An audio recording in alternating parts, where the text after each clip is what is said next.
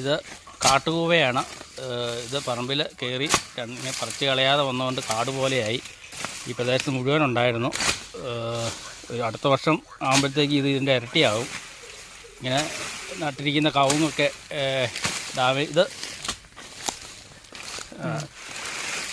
കവുങ്ങൊക്കെ വളരാതെ വരും കാടിൻ്റെ ഇടയ്ക്ക്.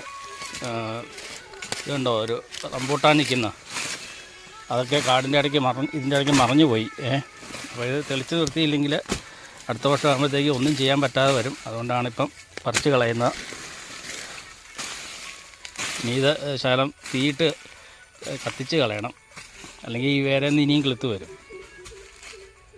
അതുപോലെ തന്നെ പറമ്പിൽ കൂടെയുള്ള മറ്റൊരു ചെടിയ ചേമ്പ്, കാട്ടുചേമ്പ്, അതും അതിൻ്റെ വേരിങ്ങനെ നീണ്ട മണ്ണിൽ കൂടെ മുഴുവൻ കിടക്കും.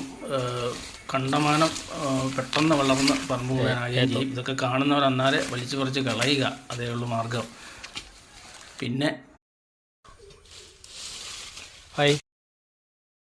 ഇതുണ്ടോ ഒരു ചൂടിൻ്റെ വലിപ്പം.